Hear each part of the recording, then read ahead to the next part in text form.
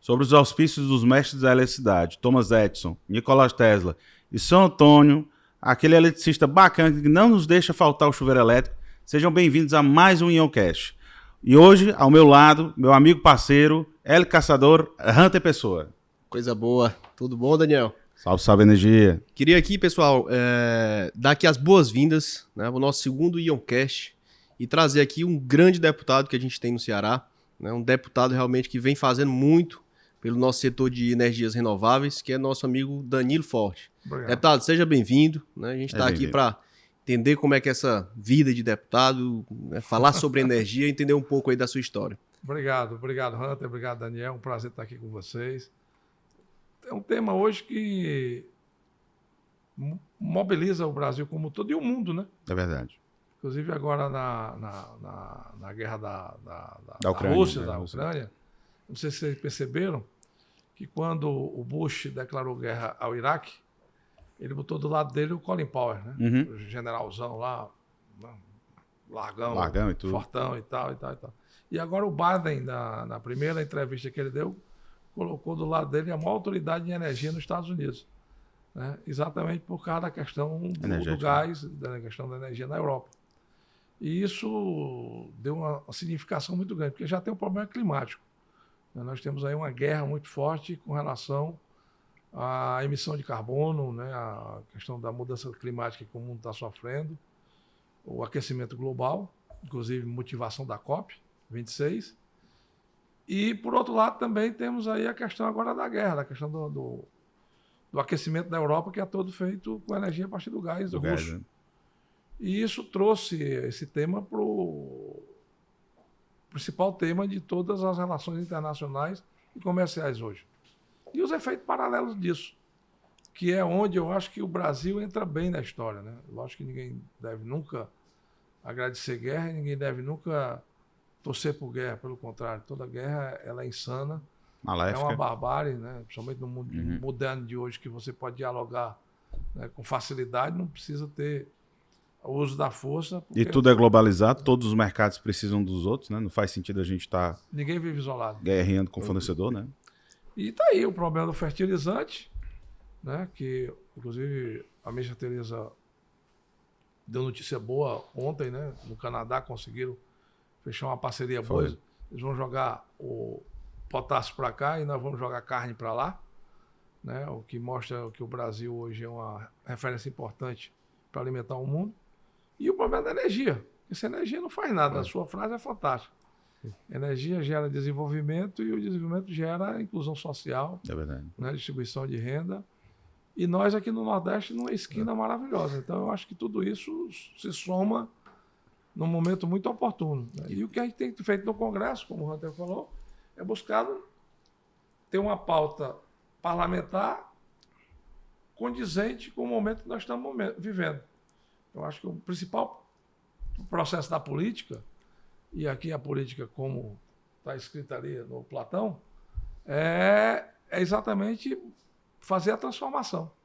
Né? É na ação política que você consegue transformar a vida das pessoas. Daniel, só te cortando, mas você já falando aí, já entrando numa conversa muito detalhada, e eu pensando aqui, né?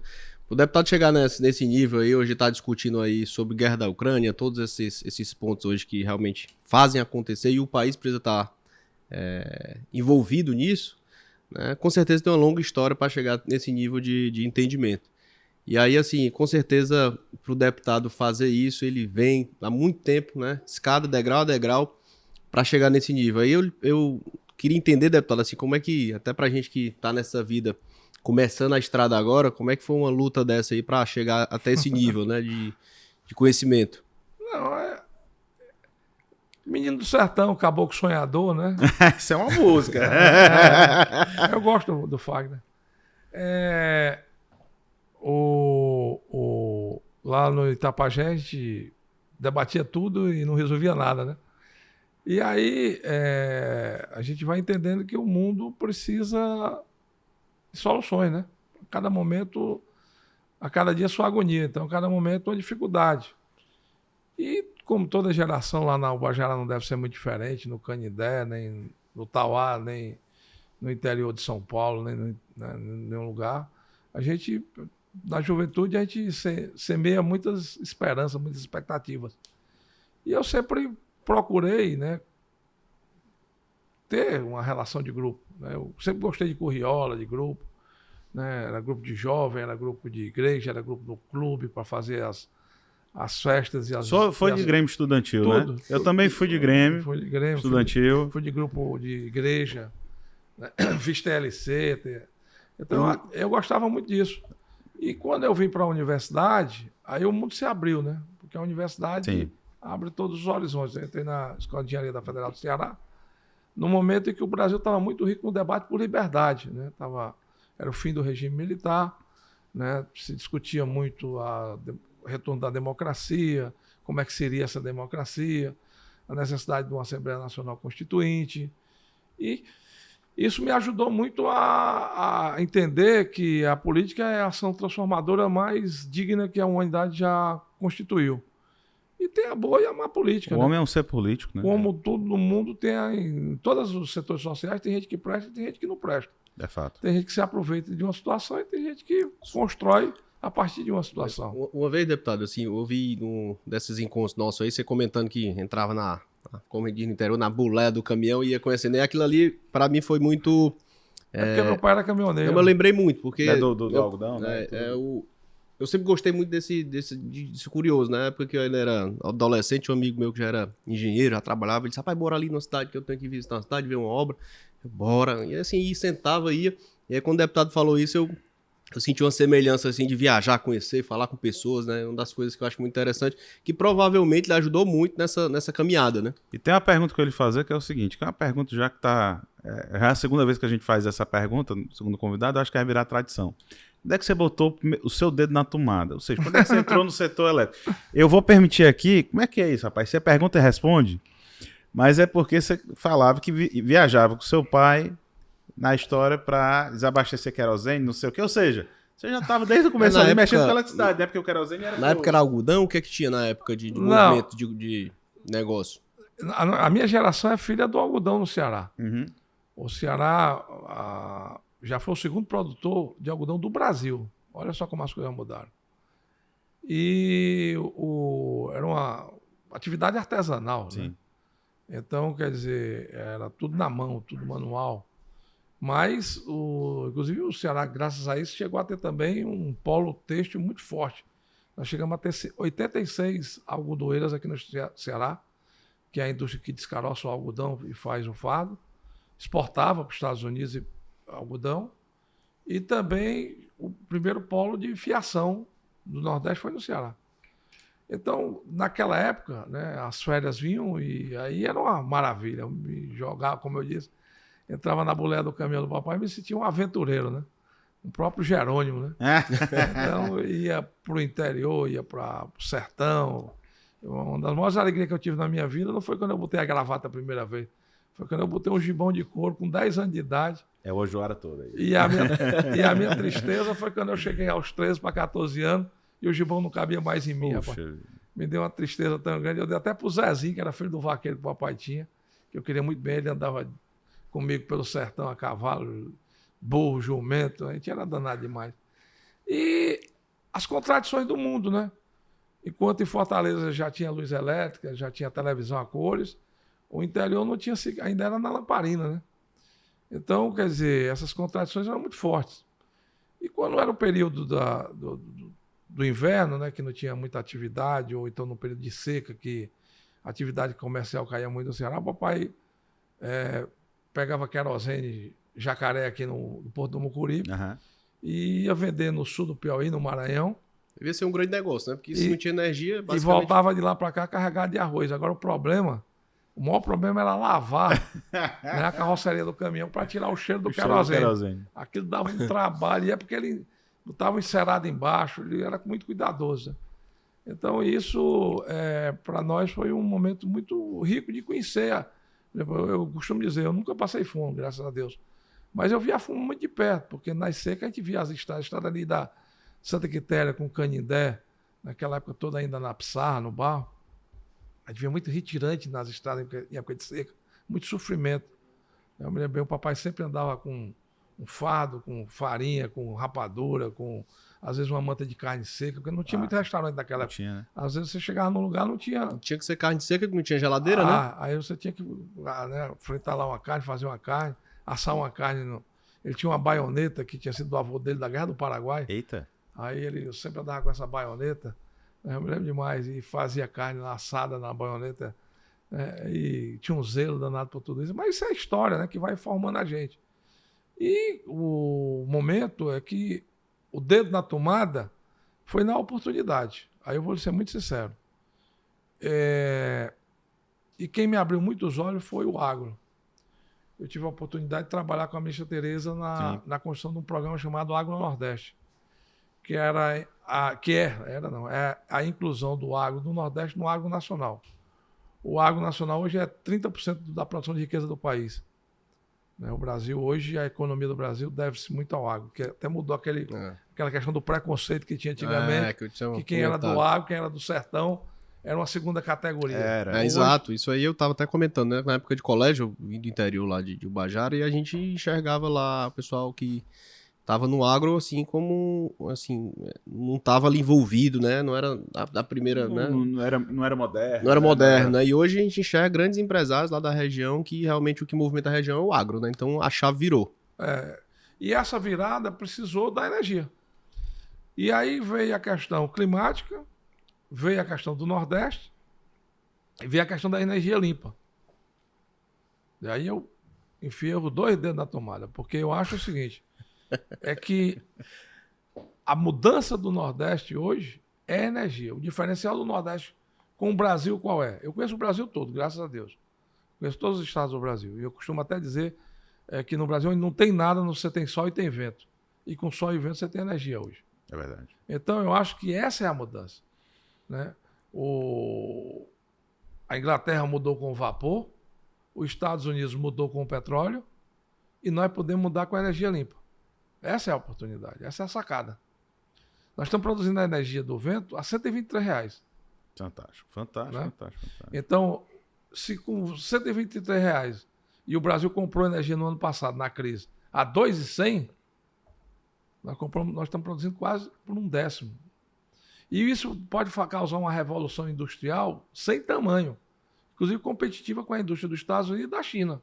É verdade. O que a gente precisa é exatamente fazer a interlocução desses segmentos, ter a produtividade e a outra oportunidade que veio já depois, aí já tirei o dedo da tomada, que é o hidrogênio verde. Que essa vai ser a saída, inclusive, para dar autonomia à Europa com relação à dependência da Rússia e da Ucrânia. Você vê uma coisa assim importante, por exemplo, voltando um pouquinho atrás, eu sou de uma geração que tinha muita... a gente já entrou a minha geração já é após direta já, né? Então, quando a minha geração começou, política era um papo chato. Continua. Não, mudou completamente. Política era um papo chato. Não, política... E aí a gente foi crescendo com isso e foi criando uma aversão, né? Um distanciamento de uma conversa tão importante. Eu tive um pouco mais de entendimento de política quando eu fui de Grêmio estudantil. Mas eu me afastei e aí agora voltando. E aí eu vi assim, como é importante no dia a dia a política pra gente. Eu senti isso muito quando a gente foi fazer uma incursão lá em Brasília, na questão da aprovação da PL, né, da Lei 14.300. Inclusive, o deputado aqui, né, tirando o chapéu aqui, foi quem realmente nos abraçou lá e abriu as portas pra gente conhecer aquele congresso todo e brigar ali pelo... Tapete verde estendido, e foi lá e brigou. E fica aqui já de antemão, né, o agradecimento. Eu acho que eu falo por todo o setor de energia aqui do estado do Ceará, o empenho, né, do senhor e tudo, porque senão a gente não estaria aqui hoje falando sobre energia com um sorriso de orelha a orelha, porque tá vendo. Mas assim, quando a gente vê lá atrás o quão é importante a política, e aí vê que nesse momento todo mundo tá botando o jaleco de especialista em geopolítica, né? Aí eu tava lendo uma matéria exatamente sobre isso. A questão, por exemplo, quando ocorreu em 2011, se eu não estou enganado, o problema com Fukushima no Japão, a Alemanha ficou preocupada e tinha muita energia nuclear, e aí ela intensificou mais as energias renováveis, mas a troca ela não foi tão rápida e ela teve que ir para uma exposição maior em energia de gás proveniente da Rússia. E aí a gente chegou no cenário que a gente está, onde a Rússia recebeu bilhões de euros de incentivos e tudo. E a Europa, a Alemanha especificamente, está ali totalmente refém de uma situação. E agora tem que correr contra o prejuízo. Ou seja, guerra é energia, né? E energia também é paz. A energia tanto pode ser para guerra, mas na verdade a gente tem que puxar essa energia para paz. E o Ceará tem muita, né? Não é não. Assim, Tem muito a ser explorado. essa questão. Aí você faz a fusão. O quão é importante as discussões políticas dentro do Congresso, a gente como eleitor, nós como agentes do mercado, a gente tem que estar perto do congressista, tem que estar perto do dia a dia, porque são discussões que vão converter desde a conta de energia da Dona Maria até o emprego do filho da Dona Maria, porque aquela indústria vai se hospedar no estado do Ceará porque a energia ali é mais abundante, mais barata. A gente precisa mudar ainda muita coisa para ter esse boom, né, de industrialização. Mas eu acho que o pontapé inicial está dado, né? Nós entramos de cabeça, esse ano foi um ano de muitas mudanças, e a crise energética também ajudou, ninguém pode negar isso. Então teve a crise energética Pulsionou, né? Que, em relação ao ano passado, Água, que o salvou o Brasil. Não é leite, Não é não. leite não, né? Não, é água. Salvou o Brasil do racionamento, né, e do apagão foi o Nordeste, né, foi a energia do sol e do vento. Né? Esse crescimento democrático da geração distribuída, principalmente na solar, é uma realidade hoje, né, que a gente precisa avançar. E para isso a gente precisa também de mais política, porque aqui no Ceará, inclusive, não pode estar cobrando da placa, inclusive o prosumidor, que eu aprendi com vocês, né? Eu acho que ele não pode ser punido por ser prosumidor, ele tem que ganhar competitividade. Né? O cara que tem a padaria, que tem a olaria, e ele mesmo produz a energia dele, ele não deve ser cobrado pela energia que ele produz para ele. Mas a lógica perversa da tributação do Estado do Ceará é muito forte. O Estado do Ceará gosta de cobrar imposto demais. Então a gente tem que mudar isso, né? Para poder, inclusive, atrair as indústrias, para incentivar os empreendedores. E aí, quando você tem uma padaria, quando você tem uma olaria, quando você tem uma indústria de confecção, você vai pagar o ICMS no produto final do que você está produzindo. Porque senão elas vão embora, né? E você ganha na competitividade exatamente porque você produz uma energia barata e limpa. Você está ajudando, inclusive, a sociedade limpando a matriz energética.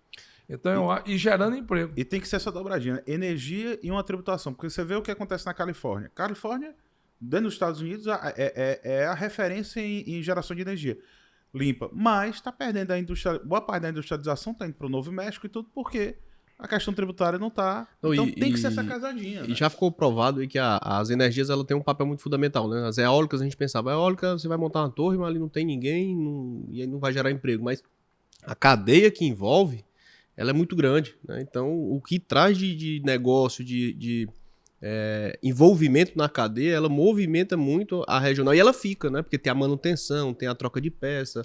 E na solar a mesma coisa, não é só a questão de montagem, mas tem envolve terraplanagem, envolve construção civil, envolve muita coisa. Então, não pode olhar com um olhar míope, né? De enxergar que energia é algo pontual e só o que gera emprego é uma grande fábrica, né?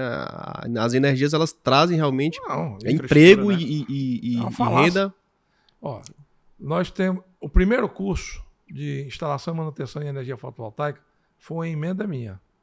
Bacana. Uma emenda do deputado Danilo Ford no IFCE da Calcaia, aqui no Ceará. Eu sabia que o deputado... Eu peço desculpa. Eu já tinha conversado com o deputado aí há um tempão. Começamos com uma turma lá de 30 meninos. Esse é um orgulho do deputado, ele já comentou isso umas duas vezes comigo. O maior orgulho que eu tenho. Hoje, só no Ceará, nós temos 20 cursos nos IFCE do Ceará. Todos os jovens que trazem desse curso saem empregados. E com a renda salarial superior à média do Estado do Ceará. Até porque a média do Estado do Ceará é muito baixa. É outra coisa que os empresários também precisam entender. Precisa pagar melhor, né? Para, inclusive, ter mais produtividade. A média salarial do Ceará é algo em torno de 2 salários mínimos. 82% da população cativa do Ceará, empregada, ganha, em média, 2 salários mínimos, o que é muito pouco. Mas, no setor de energia é diferente. Ganha bem mais do que isso. E vocês que pagam sabem disso. E, por outro lado, hoje o setor tem algo em torno de 14.600 pessoas trabalhando no setor no estado do Ceará. Só com instalação, manutenção e 14, em torno das empresas. Você tem essa fábrica de pá de eólica lá no Pecém, acho que é a Aeres, se eu não me engano. Aeres, que tem mais de 5 mil empregados. É a maior do hemisfério sul. Você cortar um mundo no meio, na Laranjinha, da parte de baixo, a maior fábrica de pá de eólica é aqui no Ceará. É toda que a boa pauta da exportação aqui, lá no Porto Pecém, é deles, né? E é uma loucura, porque tem que ser um navio especial. Não é coisa fácil. A gente estava lá no Porto Pecém da exportação. É pá, um pouco de minério e paçoca do Itapajé, o terceiro maior produto de exportação. Sabia? Pela qualidade. Pela qualidade. Porque não existe paçoca melhor no estado do Ceará do que a de Itapajé, puxando a sardinha. É porque aí tem um IG muito forte, né? Que é a indicação geográfica, né? A localização do produto. Eu tava em Itapajé, o Daniel me ligou só pra pedir uma paçoca do Itapajé. Tá fechando energia? Traz uma paçoquinha também pra gente comemorar. Pilada no pilão. Agora, o setor, como eu digo aqui desde o começo, para nós, é uma alternativa muito forte para a economia. Agora, ele não pode andar só, né? Então, você tem que agregar ao setor a política industrial, a política agrícola, porque nós temos aqui no Ceará espaços físicos, inclusive lá na Ibiapaba, lá no Apodi, lá no Cariri, no Vale do Jaguaribe, que você, inclusive lá na Vajota, que você pode ter uma produção agrícola a partir da irrigação. E o que é que move a irrigação? Energia. Então é um casamento perfeito. Foi isso aí que despertou mais em mim, quando eu estava no Agro Nordeste. Que é fazer esse casamento, porque nós temos muitas terras boas no Nordeste. Produtivas. Nós temos terra que nós temos água no período chuvoso. Em Israel chove um terço do que chove no Ceará. E você compra banana em Paris, vinda de Israel. E Damasco. E uma banana custa $1. R$5. 5 quebradinho. E não é preço de banana, então? Né? Não é preço de banana. Acabou. Pelo contrário. Banana banana ouro, né? Tem a prata, tem a ouro. E a tâmara lá também. Então, quer dizer, isso é uma conjunção de fatores que pode fazer uma transformação muito grande. E eu fico muito feliz porque a geração da energia são vocês. É uma turma nova. É uma turma que vem para mudar. E, pelo amor de Deus, não se acomodem ao status quo do passado. Porque, às vezes, eu fico triste quando eu chego em instituições de empresário, só tem aquele pessoal já cansado, já sem disposição, né? Muito cartorial, aquela coisa, né? Muito antiga, que não se sensibiliza, não constrói mudança. E o que eu achei também muito bacana foi a energia do setor da energia. A energia dos empresários, dos empreendedores, uma turma nova que quer fazer diferente. Pô, eu fico muito, muito feliz quando eu visito uma empresa, né? Eu estive lá com o Luiz Carlos na BQ, né? Garotada, tudo gente, né, disposta, gente querendo fazer. Né? E a Casa dos Ventos é uma academia. É uma gigante. Né? É uma academia. O Ceará é um protagonista. Eu vou lá em São Paulo. Inclusive, estamos agora no trabalho de pesquisa deles. Vem um projeto muito grande aqui para o Ceará. Vem um projeto que vai fazer uma transformação muito grande aqui no estado do Ceará. E isso tudo é importante porque você vai construindo a mudança. E o cearense é empreendedor. Justiça seja feita. Né? Não é à toa que nós temos a maior indústria de massa alimentícia nascida no Ceará, do Brasil, hoje é o Grupo Dias Branco. A maior rede de farmácia do Brasil hoje é nascida aqui. Pague Menos. Nós temos um dos maiores provedores nacional de internet aqui do Ceará, que é o Pereiro, que é uma coisa fantástica. Saúde, né? Vida, né? Hoje, na área de saúde também, nós temos, inclusive, a melhor Unimed do Brasil é a nossa aqui do Ceará. Sim. E estamos tirando leite de pedra, né? Tem a Betânia também aí se despontando. Leite. O trabalho leite de pedra. Inovador do Luizinho Giranco lá, quebrando 1.100.000 litros de leite por dia. Como é que numa terra que é seca, você tem uma das maiores indústrias de laticínio do Brasil e uma das maiores bacias leiteiras do Brasil? Eu estava vendo. Isso é um desafio. O Ceará tem a maior quantidade de empresas listadas em bolsa aqui no Nordeste. No Ceará. Então isso é muito bacana. Agora a gente precisa exatamente distribuir o conhecimento, distribuir a renda. É o estado que mais passa no ITA, né? Que também é outro feito extraordinário do Ceará. Inclusive o primo meu nessa lista passou e a irmã dele tá no último ano. Ela tá no 5º e ele tá entrando no 1º. Os dois filhos do meu tio, a filha tá no 5º ano e o mais novo tá no 1º. Tá no DNA, tá vendo? Não? Tá no DNA. Meu irmão mais velho é formado no ITA também. Tá vendo? Então, quer dizer, é esse o desafio. Só que a gente precisa democratizar também isso. Né? Não pode ficar só a família Hunter Pessoa. Tem que botar os Silvas aí, né? os Forte, os Oliveira, todo mundo para poder ter essa oportunidade. E inclusive chegar a esse nível de excelência também na escola pública, né? Porque com isso você vai criando tal dos IFCS. Por exemplo, por que que Deus está dando certo nos IFCS? Porque quem tem acesso aos IFCS geralmente são os meninos de classe média para baixa ou classe média. E isso tem um diferencial muito grande, né? Inclusive, a gente percebe, né? Você vai numa cidade no interior que você vê que tem um IFCE e que a turma está ali se desenvolvendo, você já vê uma mudança de mentalidade, né? Uma mudança importante, inclusive, para as pessoas se emanciparem, né? Inclusive, ter um ganho, porque a coisa mais preconceituosa que eu acho no mundo, Hunter, que me irrita, é quando você está numa roda de Brasília ou no centro-sul do país e alguém vem dizer que o Nordeste quer esmola. O Nordeste não quer esmola. O Nordeste quer oportunidade. E a gente precisa, inclusive, criar, né, essas oportunidades. E aí entra a boa política. Né? Não, realmente concordo. É muito ruim porque a visão do sulista, da turma do Sudeste, ainda é uma visão aqui de não oportunidades, né? Preconceito mesmo, mas é o preconceito no sentido mesmo de pré, porque não conhece. Acho que o cearense, o deputado aí, como outros deputados lá, sabe se virar muito bem nisso. E lembrando aqui da época que eu tive lá, né, é diferente a energia do cearense. A gente andando naquele congresso lá e conhecendo e vendo, naquela luta do PL 5829 para virar lei, o ritmo do cearense e do nordestino, né, não desmerecendo os outros, mas é uma energia diferente, né? A gente consegue, já acostumado a tirar a lei de pedra realmente, um estado que de nascença muito pobre, e a gente é acostumado a fazer mágica com pouca coisa. E aí, deputado, lembrando lá, eu queria... Os bastidores. Bastidores, né, daquela loucura que é o Congresso.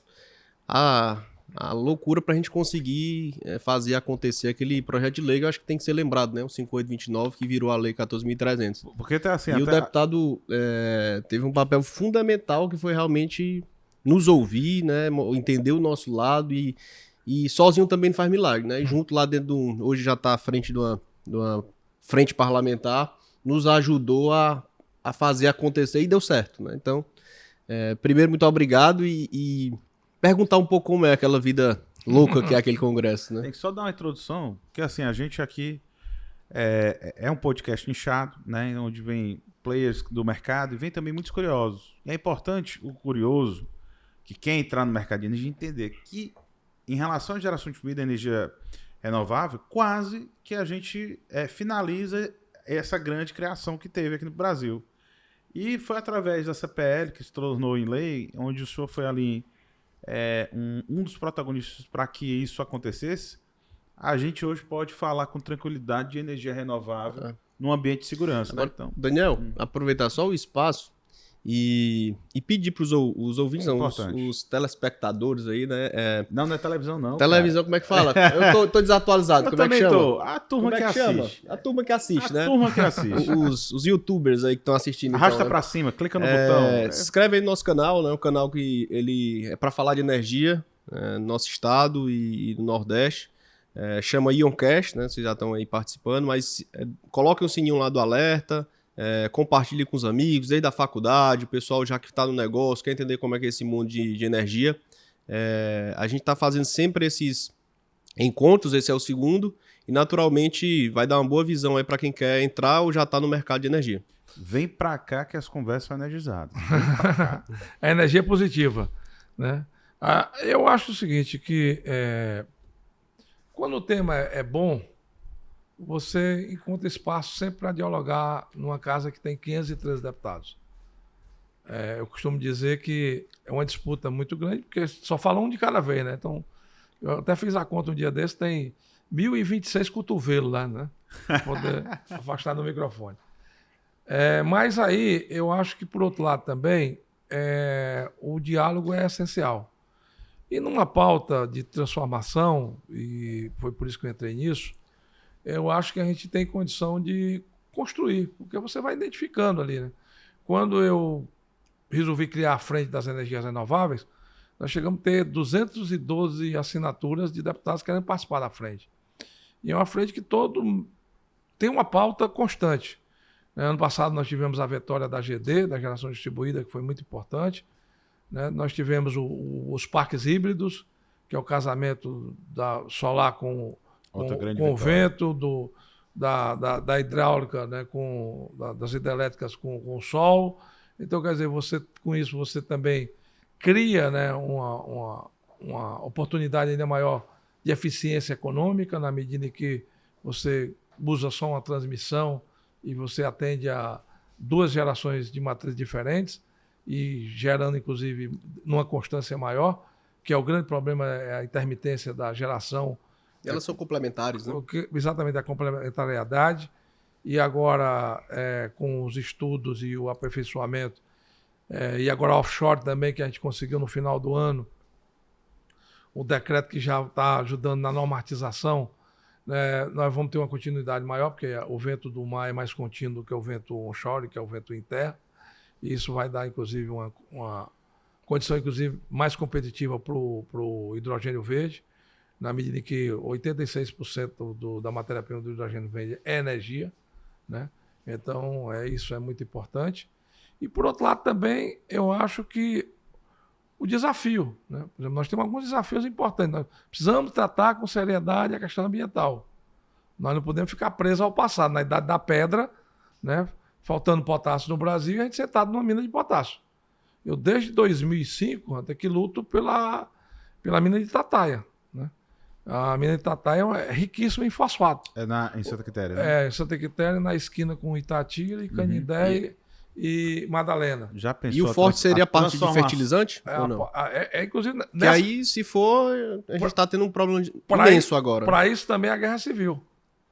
Porque, né, desabrochou o sentimento de quê? Que o Brasil tem uma riqueza mineral muito grande. Inclusive o Ceará. O curso de engenharia de minas da UFC em Crateús, que eu também ajudei com emenda minha para viabilizar o campus de Crateús, nós conseguimos alocar 11 milhões e meio naquela época para construir o campus de engenharia das escolas de engenharia em Crateús. Hoje, os meninos estão trabalhando em pesquisa na região. Legal. É outra frente também que está se abrindo. E é uma das regiões mais pobres do estado do Ceará, do pior IDH. O IDH lá não chega a 0,600, é 0,500 e alguma coisa. Quando a média nacional é 0,721. E nos parques onde tem energia remota, seja solar, seja eólica, há um crescimento de no mínimo 23% do IDH. Porque fica a distribuição da renda pelo aluguel das áreas, fica a manutenção e fica a retribuição também tributária. Então, tudo isso vai se somando. Então, não é só a instalação do período da instalação. O período de instalação é um boom, é uma saia pelada. Nós estamos desenvolvendo um projeto que é um investimento de 6 bilhões de dólares, que vão gerar 5 mil empregos em 2 anos. Pensou? Vai ser uma loucura no interior do Ceará. E nesse caso lá de Itataia, é um investimento de 2,4 bilhões, né? São algo em torno de 5 mil empregos. Só para você ter o estudo de carga de transporte, são 50 mil carretas por ano de 40 toneladas de Itataia para o Porto do Pecém. Vai dar mais de 1.100 viagens por dia. Já pensou? Então, assim, realmente é mudar a região, né? Que é uma região hoje completamente... Coitado do carro que está atrás, viu? Porque não inclusive, a ideia é que um braço da Transnordestina passe, inclusive, pela mina. O tamanho é a quantidade de fosfato que vai ser industrializado lá. E hoje o Brasil depende da Rússia, da Bielorrússia, do Marrocos e da Mauritânia. E ontem a ministra Tereza fechou um acordo com o Canadá. A gente estando sentado aqui em cima. E qual é o grande problema? Licenciamento ambiental. Lá não tem índio, essa desculpa de índio não vale lá. Nós estivemos muito perto do licenciamento em 2011 para 2013 e não conseguimos porque inventaram a história dos morcegos. Depois se constatou que os morcegos não eram na área da exploração da mina e que também as cavernas que tem lá também não são na área da exploração da mina. Isso, por outro lado, também ajudou a gente desenvolver uma rota tecnológica mais moderna, menos polêmica. Quer dizer, aquela barragem de contenção, tipo Brumadinho, não vai mais ter lá. Lá o sistema vai ser outro. Então o consumo de água vai ser bem menor. Porque água aqui para o Ceará é um problema sério, né? Principalmente naquela região. Sim. Então, quer dizer, você modernizou também o projeto. Mas a gente precisa avançar. Então, um grande desafio para o Congresso hoje, inclusive nós aprovamos na Câmara uma atualização com relação ao licenciamento ambiental, que já está no Senado, que foi até o Neriguela, nós na frente também tivemos um papel com relação a isso. Porque o Brasil precisa discutir suas questões. Né? Nós não podemos simplesmente ficar preso a um discurso antigo de preservação. Mas você tem que fazer uma compensação dos danos. Né? Na compensação dos danos, você pode, por exemplo, lá vai ter adutora, lá vai ter abastecimento d'água, lá vai ter um reflorestamento. Né? Eu quero, inclusive, por exemplo, ver se a gente consegue fazer alguma política de reflorestamento no estado do Ceará a partir do caju, que é uma cultura também que ficou esquecida no Ceará, que foi muito importante. Demais. Teve Só o problema, né? Toda a indústria de castanha que tinha e tudo derivado, você vê hoje menos atuantes, né? Porque teve o problema da geração de castanha. A gente teve que importar castanha da Índia. Não, e né? não é por minha culpa, porque toda vida que eu vou para São Paulo, eu vou visitar um amigo que não é no Ceará, eu levo umas castanhas e dá prêmio, que eu sei ali, eu tenho uma mina de ouro e tenho uma castanha boa. Mas essa questão ambiental é importantíssima, né? Você vê Belo Monte, né? Belo Monte, ela tinha uma configuração inicial, houve um entendimento posterior que ela não deveria ser uma hídrica de reservatório, e sim de fio. E aí, quando a gente mais precisou de energia, ela ficou com poucas turbinas funcionando, porque ela, no meio do projeto, mudou, né? De represa para hidro, né? E esqueceram de fazer o caixão, né? Para dar pressão na água. Né? Nessa de Itataia... E aí... Quando não se conversa, olha o prejuízo que dá quando o meio ambiente e energia não se conversam. O sol produziu mais ano passado do que Belo Monte. Sim. O sol no Brasil. E lá em Itataia, inclusive eu participei de uma reunião sobre Itataia e ela é bem antiga, né? Essa história já tem uns 50 anos que se fala em Itataia, né? Você acha que agora realmente vai para frente? A mina foi descoberta quando o César Carlos foi ministro das Minas e Energias. Olha, que o César Carlos foi governador do Ceará em 74. Como diz aqui no dialeto cearense, é o novo. É o novo, pois é. E aí, quer dizer, uma coisa muito antiga. E toda a vida onde é que esbarra? Na questão ambiental. E numa região que é totalmente degradada. Eu conheço a região lá. Eu conheço também. É uma região de caatinga, região, né, pobre para a agricultura, pobre. A única riqueza que tem lá é só que é uma riqueza muito grande.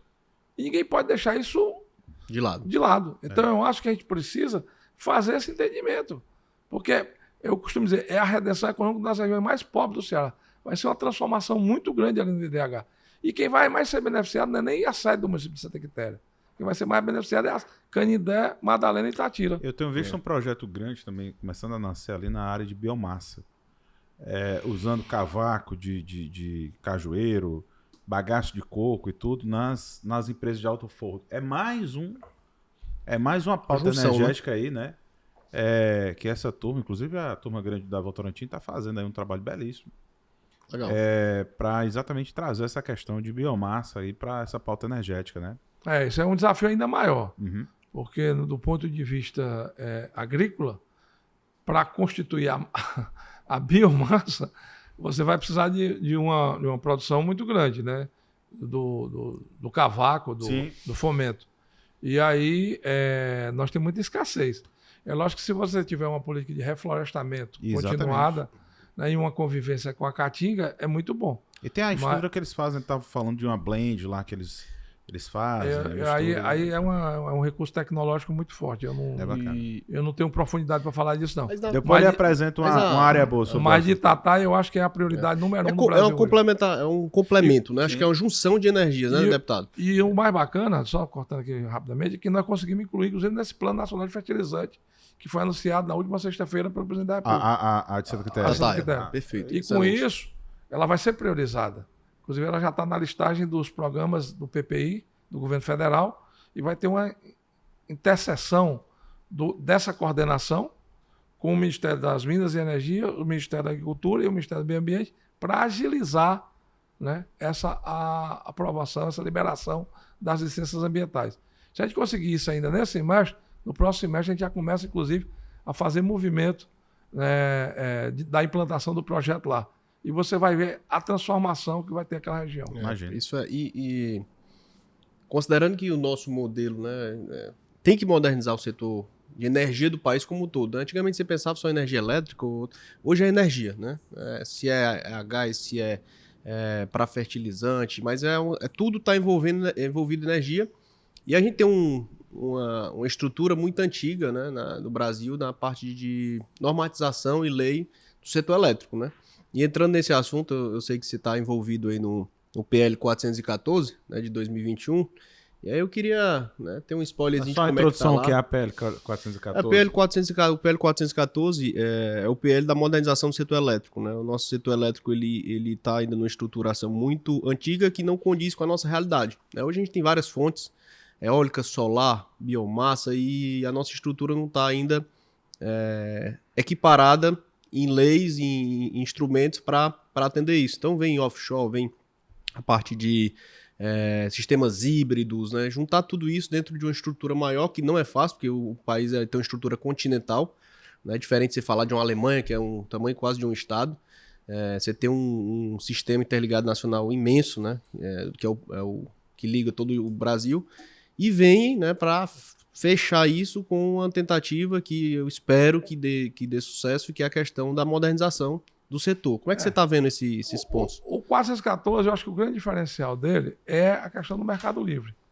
É a oportunidade do consumidor poder adquirir, comprar a energia da matriz que ele assim desejar. Por exemplo, eu não quero energia a partir de térmica, eu quero energia a partir da renovável, eu vou comprar a energia da H3. Não vou comprar a energia da Termo Ceará, né? Então, quer dizer, a opção do consumidor ele vai se dar em função da liberdade que ele vai ter. E lógico que vai ter uma comercialização por trás disso. Isso vai baratear o preço, lógico. Inclusive, né? O Brasil cada dia aumenta mais a sua geração. Vai ter uma taxa normal para que as distribuidoras possam transmitir e transferir essa energia. Isso tem que ser pago, tem que ser remunerado, é lógico. E, por outro lado, também a gente tem aí alguns desafios que a gente precisa enfrentar. Inclusive, nós aqui, que somos defensores da energia limpa, da energia renovável, que ainda é o atraso das térmicas. Né? No último leilão agora de dezembro, inclusive, nós estamos questionando esse leilão, estamos até preparando uma ação judicial, se assim necessário for, porque o próprio ministro Bento já se pronunciou que é equivocado, né, quando o Poder Judiciário deu uma liminar para que térmicas a óleo pudessem participar do leilão, inclusive com um preço diferenciado do teto que o governo tinha estipulado, que era algo em torno de R$ 700, né, e eles chegaram vendendo energia a R$ 1.100, né, o megawatt. Não faz sentido nenhum. E numa matriz que não estava no edital. Né? A matriz do edital previa até térmica mais a gás, não térmica a óleo, que é mais poluente e mais cara. Então, diante disso, eu acho que a gente precisa ter essa regulamentação que a 414 vai trazer, que ela vai dar clareza, inclusive, a essa transição energética que o Brasil está vivendo. E, por outro lado, nós vamos ter uma competição que aí, né, é necessário que a gente se mobilize, principalmente nós do Nordeste. Que eu já tive até uma conversa com o relator semana passada, com o deputado Fernando Bezerra Coelho Filho. Pernambuco, né? Para não deixar que as matrizes de fora venham interceder naquilo que hoje o Nordeste tem de mais importante para, inclusive, diminuir a desigualdade regional, que é a energia do sol e do vento. Então, eu acho que nós temos uma competição com o gás, que requer um investimento muito alto, muito mais alto do que a solar e a eólica, mas que tem também uma degradação com relação à questão ambiental. Então, nós temos que fazer um conteúdo na 414 que a gente possa priorizar, né, as energias de origem limpas e renováveis. Com certeza. E nesse ponto, deputado, você pode contar com apoio aqui, deixando, né, até um reforço. O Cid Energia ele tem, né, um diretor de eficiência energética, que é o Paulo Siqueira, que é um especialista em mercado livre, entende muito. E com certeza ele tem muito a somar aí nesse processo, né? E eu estava pensando aqui, deputado. A gente podia, inclusive, até marcar uma conversa com perfeito. ele também, Com certeza. para poder, inclusive, fazer uma nivelação. Total. Né, e convidar, inclusive, os outros deputados também e senadores para poder fazer a nivelação com relação a esse debate. Porque houve um jogo de ilusão muito grande. Nós botamos muito dinheiro na Petrobras para o pré-sal, dinheiro do povo brasileiro. Aí, na hora da Petrobras entregar o gás, não vou entregar mais barato para o povo brasileiro, não. Eu vou entregar pelo preço da Bolsa de Nova York ou pelo preço que estão vendendo em Londres. E aí, ferrou todo mundo. Tá aí. Nós estamos sentindo isso nos combustíveis. E minha preocupação é essa, exatamente como foi lá na época da Eletrobras, e eu já tô começando a enxergar isso aí pro 414, são jabutis, como você disse, as térmicas aí e dentre outras, né? Então, precisa ser algo muito bem pensado, estruturado, para a gente não ter uma modernização que vire ao avesso e tenha mais jabuti do que, de fato, modernização. Né? Não aconteceu o que aconteceu agora, por exemplo, com a Alemanha, né, que tinha uma pauta energética, quis fazer uma transição e botou os pés pelas mãos e deu no que deu. A coisa tem que ser muito bem estruturada, muito bem pensada. Para beneficiar toda a cadeia, né? Lá o discurso do verde, né, da energia limpa, e a preocupação lá com o problema da nuclear, né, o medo do que aconteceu, né, lá no Japão, fez com que eles apressassem a substituição da energia nuclear pela térmica a gás, né? E isso realmente criou um problema, um embaraço muito forte para eles. E lá, né, a Alemanha, primeiro, é do tamanho do Maranhão. Segundo, não tem o sol e o vento que nós temos aqui. Sim. Né? É que eles fizeram um shutdown aí na fonte energética, né? De tal maneira que... E nem os recursos hídricos que nós temos aqui no Brasil. Então isso criou um problema sério para eles. Mas deixa ele com o problema dele, vamos resolver aqui o nosso. Cuidado, mas o CID de energia fica à disposição. Tenho certeza são outras características. Nós vivemos num país tropical, com vento abundante, com sol abundante, com ainda algum espaço hídrico, né? Eu não sou 100% contra a nuclear como energia de reserva, sim, né? Mas é muito cara. Okay. Então o Brasil hoje não precisa priorizar a nuclear, porque é uma energia muito cara, mas é uma energia também importante para dentro da bolsa, né, do contexto da cesta de energética. Da cesta energética que a gente tem também. Eu aprendi que energia ruim é a falta de energia. Né? A termoelétrica tem um espaço dela, a nuclear tem um espaço dela, a biomassa... E a outra coisa também que nós não podemos fugir aqui, já terminando o programa, é a questão da tributação na energia, como também nos combustíveis. Eu acho que essa ânsia arrecadatória e a facilidade de cobrar imposto na energia, no combustível, né, isso na comunicação, isso viciou muito os entes federais, principalmente os governos estaduais e o governo federal. Eu até brinquei um dia desse com a Márcia da Enel, porque eu disse que ela fazia o trabalho da Secretaria da Fazenda. Porque ela passa os boletos, recolhe o imposto e entrega para a Secretaria da Fazenda prontinho ali. Né?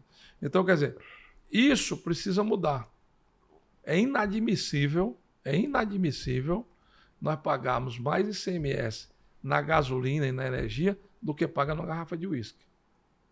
E eu, sábado, fui no posto, abasteci, e depois fui no supermercado e comprei uma garrafa de uísque para provar que realmente é um absurdo. O ICMS da gasolina, tirando o FECOP, é 29% aqui no Ceará por dentro. Botando o FECOP vai para 31% por dentro, o que por fora vai dar quase 34%. E uma garrafa de uísque é 25%. Não faz sentido. Não faz sentido. Exato. Então, quer dizer, realmente a gente precisa mudar essa lógica. Né? Diminuir esse ímpeto de arrecadação. E outra coisa, com a inflação e com o preço dobrando, o governo diz, não, eu mantive a alíquota, realmente manteve a alíquota.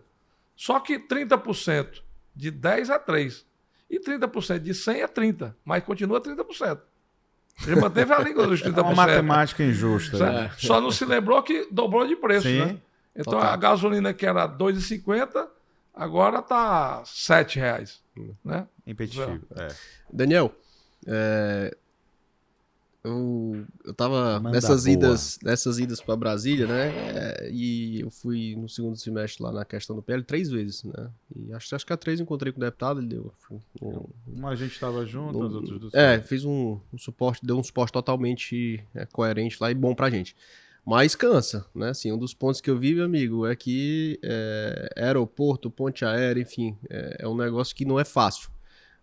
E naturalmente desgasta e cansa. E fugindo um pouco aí dessa linha realmente do trabalho, tu aguentaria esse ritmo aí, Daniel, de trabalho aí, de viagem, vai e volta, como é que tu... Pesado, eu fiquei feliz. Dá pra ser um deputado federal, Daniel? Eu fiquei feliz, rapaz, não sei se tenho competência, mas eu fiquei feliz quando entrei no aeroporto e vi a escada rolante vertical assim, vertical não, horizontal, a esteira, né? Que eu olhei assim porque eu não aguentava mais andar. Eu olhei assim, rapaz... Daniel, eu tenho que abrir um ponto aqui. Deputado, eu andando nesses corredores do Congresso com esse Daniel, ele tava de língua pra fora e o corredor não tem fim, né? Eu disse, bora, Daniel. Ele... Vamos lá. Vamos devagar, tá acabou, certo. acabou os deputados. Não, vamos nos senadores agora. Acabou o senador. Não, vamos no presidente agora. Pai, pelo amor de Deus. Vamos já na rainha da Inglaterra desse jeito. E Brasília é belíssima, a cidade do ponto de vista bacana. arquitetônico, mas tudo é perto e tudo é longe, Tudo né? é perto, tudo é longe. Porque como não tem muro, você vê tudo. E pensa que é perto. Mas quando você começa a andar, tudo fica longe. Você vai de um ministério daquele para o outro, você pensa que é um do lado do outro, coladinho ali, né? Mas tem um espaço ali que você anda, você cansa. Mas, deputado, assim, a turma não sabe como é que é o dia a dia do deputado, né? Porque eu imagino, na terça tá todo mundo indo embora para Brasília, não é isso? Ou é na segunda? Depende da semana. É. Em condições normais de temperatura e pressão, eu gostava de ir no domingo Uhum. e de quando como eu tenho filho lá também, né? Ah, você tem Família filha lá também. Tá. Aí já ajuda bastante. Aí eu ficava semana lá e semana aqui, fim de semana. Tudo normal. Agora, como foi muito antecipado o processo eleitoral esse ano, e ainda tem esse negócio agora das filiações partidárias, montagem de partido, atenção nos municípios, eu estou vindo praticamente todo fim de semana. Então, vindo nos fins de semana e nessa praça, eu estou voltando na segunda à noite e para Brasília e volto para cá na quinta-feira de manhã. Geralmente eu estou fazendo assim. Só que essa semana tinha esse convite aqui, Muito obrigado, de manhã, viu? e eu não podia faltar. Que honra ainda, honra. né? Tô indo Que hoje à honra. tarde. Que honra. Não, e assim, a gente já desembarcando aqui, né? Mas eu tô curioso, assim. Fala. Eu vou continuar um pouco nessa Agora, linha. o que mais cansa não é, Eu queria entender como não é a viagem física, não. O que mais cansa é, muitas vezes, você achar que está falando para as paredes e que não estão ouvindo o que você está falando. Isso aí cansa. Às vezes você tem um tema muito importante, que tem muita sensibilidade. Nós perdemos quase um ano discutindo a questão do absolvente das crianças, das meninas. Isso é um absurdo. Um país rico como o Brasil, das maiores economias do mundo, com tanto desperdício de dinheiro, porque se perde muito dinheiro no Brasil. Né? Não estou nem falando dos casos de corrupção que a gente viu, né, estrondosos aqui no Brasil recentemente. E se negar um absolvente e se passar quase um ano se discutindo isso, é um absurdo. Então isso cansa muito mais do que o vai e vem fisicamente. Porque fisicamente nossa vida é andar por esse país. Como é que integra a família? Dá pra botar um beach tennis no meio desse negócio, não? Tem gente que gosta, né? Eu vou lhe ser muito sincero. O que eu gosto de fazer é caminhar, né? Eu gosto muito de caminhar e ajuda, né? Porque no problema da caminhada do Congresso eu não tenho dificuldade. Eu vi ali. Mas assim, essa vida de congressista, né? Qual é onde é que você consegue ali se desligar? Em Brasília você consegue se desligar? A política é uma atividade muito intensa, né? Porque ela é toda hora, todo dia, todo momento. Tudo tem uma natureza política por trás. Já né? acorda se atualizando. Então, né? quer dizer, o dia todo... Eu me lembro que vou fazer uma passagem para vocês. Eu, ainda na juventude, eu fui assessor do deputado Paz de Andrade. Certo. E naquela época não tinha internet, não tinha o mundo de comunicação que tem hoje, né? E às vezes a gente chegava já das viagens pelo interior de madrugada, e quando a gente entrava ali pela Bezerra de Menezes, eu morava ali, ele me deixava em casa e depois ele vinha para cá, que ele morava aqui na beira-mar, ali perto do Náutico. E aí ele acordava muito cedo, né, como um homem de interior, né? E ele chegava, às vezes a gente chegava de madrugada, 1, 2 horas da manhã, e quando dava 6h30, ele já estava me ligando, 6 horas da manhã. E aí, Danilo, diga, deputado, alguma novidade? E eu dizia, deputado, como é que pode ter novidade na hora dessa? Na madrugada. Nós chegamos de Pentecoste, chegamos do interior aqui, 1 hora da manhã. Eu tô acabando de acordar, ele olhava para mim e disse, você é um alienado. Então, quer dizer, é uma coisa muito intensa, entendeu? E todo mundo eu costumo dizer, eu faço política por vocação, o cara tem que gostar. Né? Se eu fosse escolher uma carreira, eu queria ser cantor, mas com essa voz não vai ser nunca, né? Não, mas Tem voz de locutor. Não, Nem mas na os Copa do Mundo dá pra mas os fazer uma cantores narração. atuais estão com esse tom de voz aí, viu? Mas é pra pancadão. Aí pancadão eu não gosto, né? Essas músicas de pancadão. Futebol, dá pra fazer uma narraçãozinha de um jogo. Né? Não, Aí- os Piseira aí, a turma tá com esse tom de voz aí, viu, deputado? A gente vai se acomodando também, se acostumando como tudo na vida, né? Também, por exemplo, eu tenho um primo, um sobrinho que é neurocirurgião. Certo. Tem coisa mais sensível do que você fazer uma neurocirurgia, né? Não. Então, quer dizer, por exemplo, eu posso tomar vinho toda noite. Ele não pode de jeito nenhum, né? Eles tiram a sexta para o sábado, porque no sábado ele não opera. Mas já no domingo ele já vai operar na segunda-feira. Então o cara tem que ter uma disciplina muito forte. Né? Quer dizer, cada um Verdade. tem seu nível de ação. Né? Então, quer dizer, é uma vocação. Né? Eu me sinto vocacionado para isso, sempre gostei. Né? Acho que estou desenvolvendo um papel que eu acho que é significativo e diferenciado. E, ao mesmo tempo, não posso negar para você, eu tenho orgulho de... Né? No meu Itapajé, em 160 anos de história do município, eu fui o único que fui deputado federal. Então, quer dizer, isso realmente nos dá uma responsabilidade, mas também nos dá o ônus e o bônus, né? E acho que um reconhecimento. Acho que a sensação de você poder ser uma das pessoas que tem o poder de ajudar a alterar, definir se é isso ou se é aquilo, isso deve ser muito gratificante, né? Aí né? Eu acho que do jogo, né, é o lado positivo, né? Lógico que é humano, né? O humano também erra, né? Tem erros e tem acertos, né? A história tá cheia de exemplos com relação a isso. Mas quando você tem uma linha de ação, uma linha de desenvolvimento, uma linha de postura, né, ele ajuda muito. Né? Porque, como todo ambiente social, e tem a visibilidade também, é muito exposto. Né? Principalmente no mundo de hoje. O mundo de hoje não tem segredo mais. Né? Conversa de 3 como dizia o Tancredo Neves, é discurso, é palanque. Né? E agora com a internet, então, quer dizer, tudo você tem que ter muito cuidado para não cair, né, Isso é o objetivo, né? Hoje você passa um áudio, a pessoa já tá gravando podcast, calma. Não vai ver aí o Mamãe Falei, aí o cara morreu na guerra sem dar um tiro, levar um tiro. Morreu na guerra sem levar um tiro. Foi dizer uma bobagem daquela, uma irresponsabilidade. Ali foi infelicidade. Mas, deputado, eu queria, assim, muita gente não tem noção do que você tem feito pelo setor. Aí esse nosso podcast ele vai desde o estudante de engenharia ao entusiasta do setor e ao grande empresário. E das minhas, assim, do que eu tenho visto, assim, eu queria muito agradecer o seu entusiasmo e o que você tem feito pelo setor, né? Não só da solar, mas solar, eólica, agora hidrogênio verde, setor de energia, né? Você enxergou que o Ceará, que ele tem, de fato, tem muita pobreza, mas ele tem muito energia e ainda que não está explorada, né? Então, eu acho que foi um olhar muito inteligente. E eu acredito. Que você teve.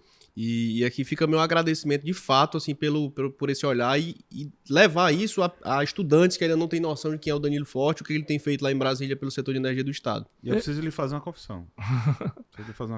Tira, Daniel. Primeiro, lá atrás, acho que foi antes da pandemia, aí teve olha, vai ter um café da manhã com o deputado Danilo Forte. Eu disse, quem é o deputado Danilo Forte? Não, é um deputado, tudo assim. Rapaz, vai querer voto. Não, mas vai lá. Tá bom. Eu fui tomar o café, a gente foi tomar o café. Aí, meu primeiro impacto, né? Eu nunca tive sentado com um deputado, e ainda mais um federal. Meu primeiro impacto, eu pensei que vinha um homem de paletó. Não, tranquilo, a gente no café da manhã domingo, papo bacana. E a coisa foi andando e eu fui me aproximando da pessoa do deputado, né?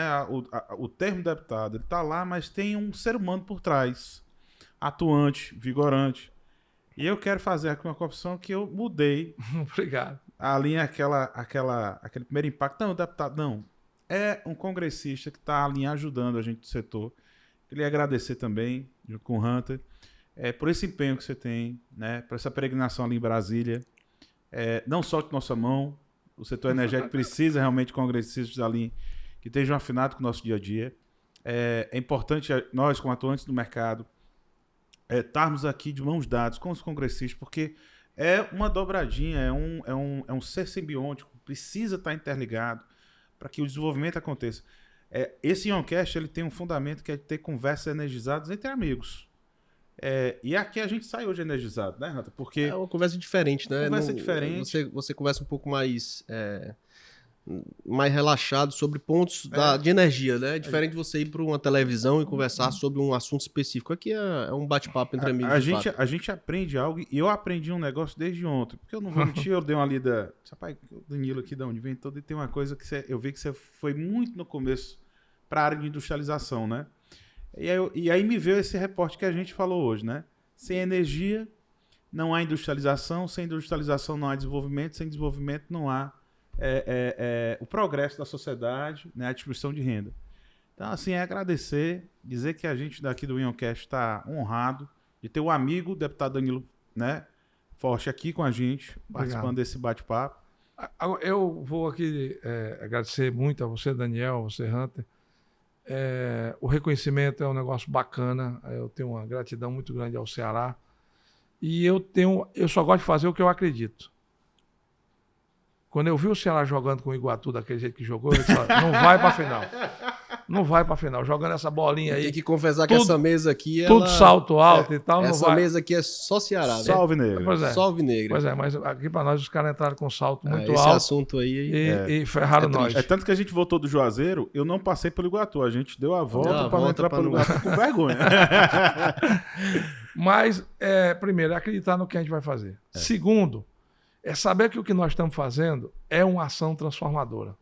E nós temos todos os instrumentos para fazer dessa ação transformadora uma mudança muito grande no Ceará. Nós podemos transformar o Nordeste numa Califórnia. Yes. A Califórnia não chove muito mais do que o Ceará. A diferença lá é que o petróleo, que eles têm abundância que a gente não tinha aqui no passado. Mas em matéria de chuva, de agropecuária, de energia, tudo a gente pode fazer aqui. Inclusive cinema. Nós temos a melhor luz do sol para cinema no Brasil, é aqui no Nordeste. E o Edmilson Filho também. Lá no Quixadá. Então eu acho que a gente precisa acreditar. E terceiro, eu acho que a gente precisa aproveitar, e aqui eu parabenizo a vocês, pela coragem também do desafio. É um desafio bom. Vocês vão mudar o Ceará. Essa geração de vocês aí, ela vai ser muito mais importante do que foi a nossa com relação à questão da democracia. Porque ela vai ser a da mudança econômica. Esse setor de energia, ele tem um potencial incalculável. Incalculável. A gente pode fazer aquilo que eu, inclusive, coloquei aqui já. A gente pode fazer uma política de industrialização a partir da energia barata. Agora, os empresários têm que ter um protagonismo nisso. No sistema capitalista, os líderes são os empreendedores. São eles que geram emprego, são eles que pagam imposto, são eles que fazem os investimentos e são eles que, com isso, dão oportunidade para que o conjunto da sociedade possa se mobilizar. Então, eu acho que esse momento de vocês é um momento muito importante. Eu tento contribuir, porque entendi que a mudança econômica passa por aí. Eu defendo o desenvolvimento social, defendo a inclusão social, mas não tem desenvolvimento social consistente se não tiver desenvolvimento econômico. Em lugar nenhum do mundo. Quem tentou ir na frente, quebrou e paga um preço muito caro. É verdade. A Argentina... A conta não fecha. Buenos Aires foi a primeira cidade do hemisfério sul a ter metrô, na década de 50. A Argentina já foi o maior produtor de alimentos da América do Sul. Hoje é o Brasil. Então, quer dizer, a Venezuela já esteve na OPEP e já foi o quarto produtor mundial de petróleo. E errou e está numa situação em que o povo está pagando uma conta muito cara. Nós não podemos deixar isso acontecer no Brasil. Então, a gente tem uma responsabilidade, né? A gente tem um cuidado com esse momento que nós estamos vivendo e nós temos um futuro esplendoroso. Inclusive, eu estou dizendo isso para você porque eu digo para o meu filho todo dia lá em casa. A oportunidade é de vocês. O momento é de vocês. Eu acho que esse segmento é um segmento que tem tudo para dar certo. Tudo para dar certo. Por quê? Porque nós temos a matéria-prima em abundância. Sol e vento em abundância. Agora a gente precisa normatizar, fazer com que as leis possam ajudar o segmento, tirar esse ímpeto, né, fiscal de cima do setor tributário, porque isso atrapalha. Isso atrapalha. Eu sou contra subsídio. Mas você tem que entender que você tem que ter uma ação motivadora.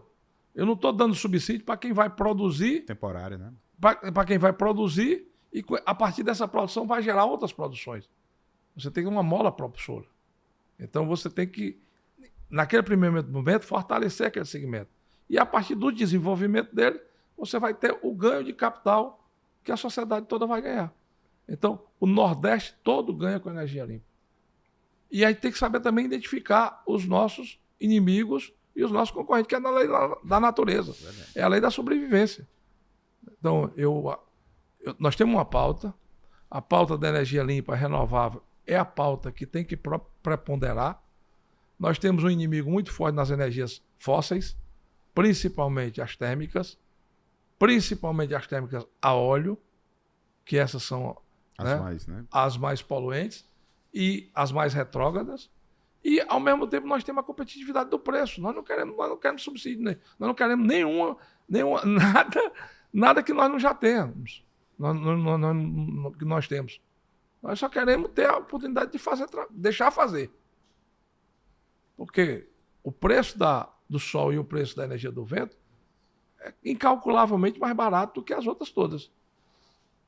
E com um retorno ambiental e social muito grande. Então, eu fico feliz.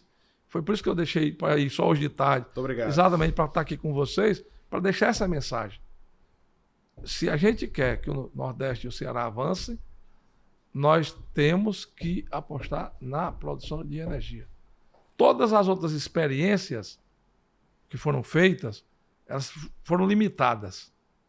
E a partir da energia, a gente pode mudar a indústria, nós podemos mudar a agricultura, nós podemos mudar a ciência, nós podemos mudar a academia, tudo.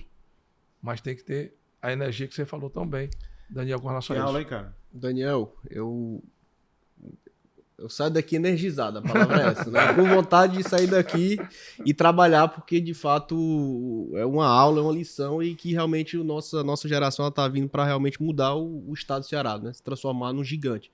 Eu saio daqui energizado, né? Eu acho que o Ioncast nunca foi tão bem falado como conversas energizadas como agora, né? É revigorante. E a mão de obra é fantástica. Essa turma sua aí que tá no ITA, esses meninos da Escola de Engenharia de Minas em Crateús, esse polo metal mecânica aqui de Russo, o professor Lindenberg, que foi meu professor na Escola de Engenharia, rapaz, os caras fazem catraca para a Honda. A Honda, a maior fabricante de motocicleta do mundo, tem tecnologia desenvolvida aqui em Russas, no polo metal mecânico que tem ali. Então, quer dizer, o cearense é diferenciado. Né? É que nem dizia o Pascoal Barroso. O diferencial do Ceará é o cearense. Vamos apostar nesse cearense. Vamos deixar o cearense fazer. Porque quando ele tem a oportunidade, ele faz. Diz que tem duas raças que vão conquistar o mundo, né? Um é o cearense, o outro é o chinês. Eu queria Tem uma diferençazinha de volume aí, né? Por mim, Daniel, assim, você fica à vontade, eu ia botar só muito satisfeito e realmente gostei demais de ter conversado com o deputado e deixo você à vontade. Eu ia botar só uma cerejinha em cima do bolo, porque isso aqui é uma conversa de amigos. E amigo que é amigo indica o que é bom. Então, Danilo, pra gente encerrar aqui, eu vou lhe pedir 3 sugestões. O que é o Danilo? O que é que você gosta? Qual é o filme que você gosta de assistir 40 vezes? Aquele filme que você assiste repetidamente é o seu filme. Seu livro de cabeceira e aquele prato ali que ele faz, sem ser a paçoca de Tapajé. Qual é aquele prato, aquela coisa ali que você mais indica assim, que você gosta? 3. O filme que eu mais gosto de mais assistir na minha vida é Casablanca. Poxa. Eu acho lindo o Casablanca. Luiz Carlos também que teve aqui. Mas vamos fazer uma sessão de Casablanca agora. Não, inclusive, eu já assisti um filme sobre os bastidores de Casablanca. Que legal. Porque é um momento de guerra. Sim. Né? Super atual, é uma história de amor, né? E é uma história política também. Então, quer dizer, reúne 3 coisas que movimentam muito com a gente. Então, é um filme fantástico e que me marcou, e que é um filme que eu assisto repetidas vezes. E cada vez que eu assisto, eu vejo uma coisa diferente. Que bacana.